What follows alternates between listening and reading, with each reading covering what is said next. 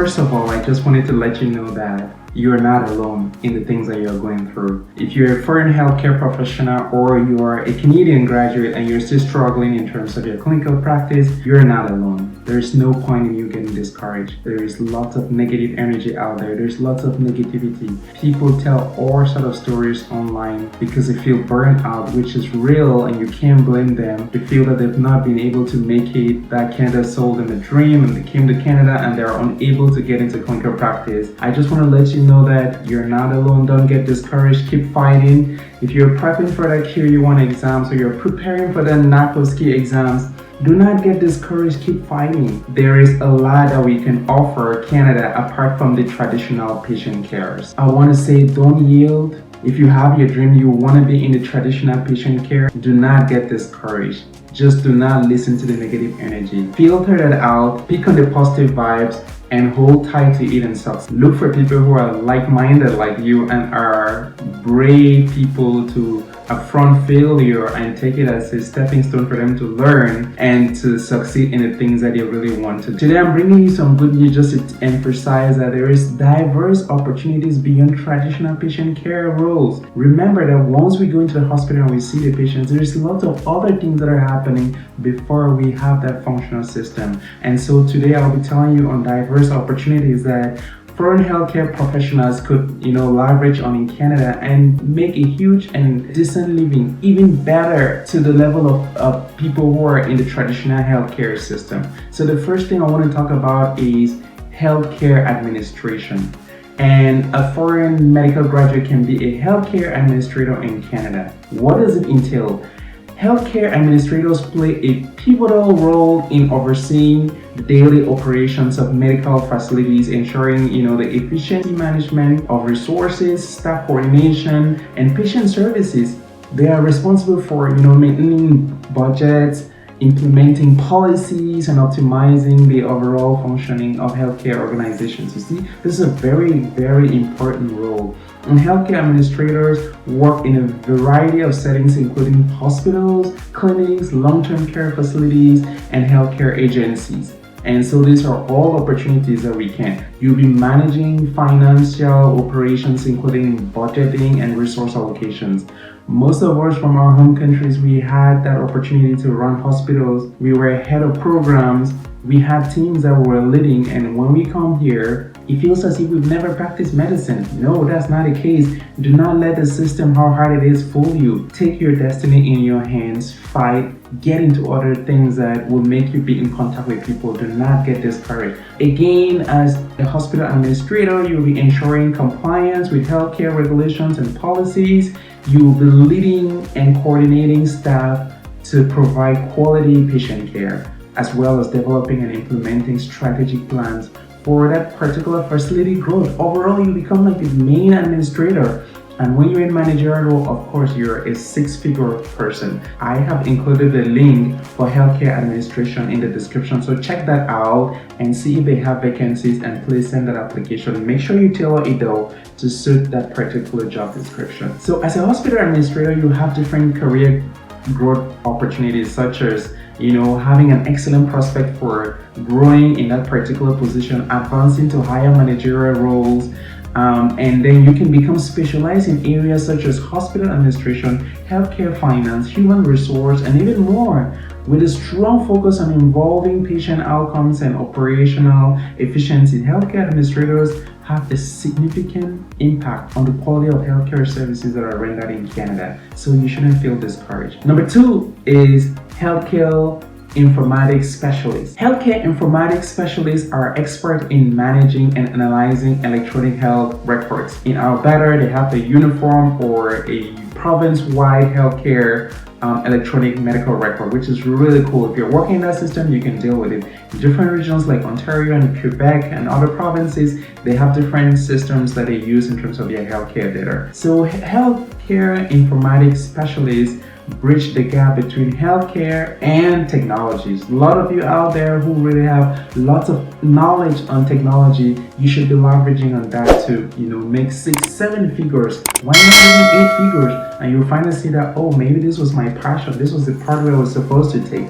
And rather than pursuing an endless run to getting into clinical practice and then being frustrated, you might find a better dream and you have a little more time to spend with your families, and you have more money, more cash, and more time, more life. So they also ensure that patient data is secure and accessible to healthcare providers. Health informatics specialists, they play a critical role in optimizing data management systems, contributing to clinical decision making, and improving patient care outcomes. And usually their role and the responsibility for you, international medical graduate, will be designing and implementing these electronic health record systems to store and retrieve patient information, ensuring data privacy and security, in compliance with regulations in terms of what Health Canada wants, what FDA in the US wants, analyzing healthcare data to identify trends, patterns, and areas for improvement. You need to make the system better, and collaborating with, IT professionals, clinicians. You'll be working hand in glove with doctors and administrators, and healthcare growth informatics specialists are in high demand, absolutely high demand in Canada. It doesn't take you time. I will talk on another video in terms of certifications that you can do that would open doors that you never expected for some of these positions. So healthcare, these specialists are in high demand due to increasing reliance on technology in healthcare. We all know that. They can work in various health settings, research institutions, and technology companies. And career opportunities include roles in healthcare, data analysis, electronic health record implementation, data security, healthcare software development, and all of these are really in high demand in Canada. And so I want to indulge you out there to look at other pathways, not just focus on one particular pathway. Of course, keep your mind focused on really what you want, but also look at alternatives that you have. And number 3 is a medical sales representative. Medical sales representatives are professionals who, promote, sell pharmaceutical, medical devices, equipment, and healthcare products to healthcare providers, to hospitals, and to clinics. We know how it happens around here, right? In Canada, where there's a healthcare system and there's a pharmaceutical, and then that kind of collaboration, you would be like that middleman. And they serve a bridge between manufacturers and healthcare professionals, ensuring that the latest medical devices reach patients and contribute to a better and finer quality of life for Canadians and for Americans in general. And so the responsibilities will be building and maintaining a relationship with healthcare professionals and institutions, which is good because you get to build that network, providing products, knowledge, demonstrating and training of medical staff, identifying market trends, competitors, and potential business opportunities, and things that actually we need in our regular daily practice for physicians. This is really important. And then collaborating with manufacturers to relay feedback and suggestions of the particular healthcare product. Say an MRI has a particular problem, you relay that information to the person who is producing the MRIs, and what patients are complaining, what physicians are complaining. It's really, really amazing. And the career opportunities that we have in terms of growth with medical sales representative is that there's substantial earning. The income is great. You are with a 7-figure value in terms of your paycheck. As the compensation often includes a combination of base salary, commission fees. They can specialize in various medical fields, including pharmaceutical, medical equipment, and strong technology, strong communications, interpersonal skills, and a thought of understanding of medical products are really crucial for success. If you have a mastery of all of these things, which we do already from our training and already from using the devices at a hospital, we already have all this knowledge, which is really important.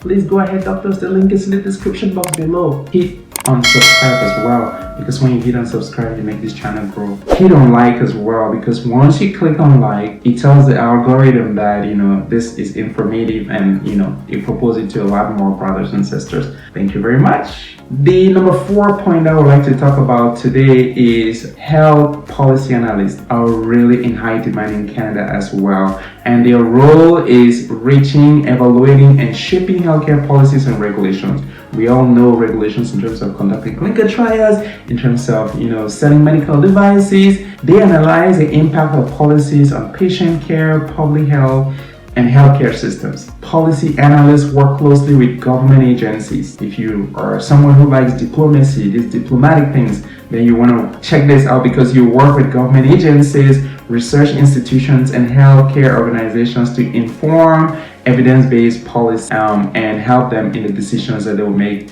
to foster their medical devices or their pharmaceutical products. And your responsibility on a day-to-day will be conducting research to assess the effectiveness of existing healthcare policies. Do they need change? Providing data-driven recommendations to improve healthcare regulations, collaborating with stakeholders to develop policies that align with healthcare goals, and communicating complex policy issues to various subsidiaries, audience, including policymakers. This is really great, and I have put the link in the description box below. Please, you don't want to miss that out. You should check it, go on their website, make sure you see what is there and what is really available. You can apply. The thing that you would love best is a career growth. Analysts of healthcare policy contribute to the development of policies that we've set that have significant impact on healthcare outcomes. They can work with government agencies. Usually you build a relationship and they support with a think tank and research institutions. Career opportunities will really include roles and growth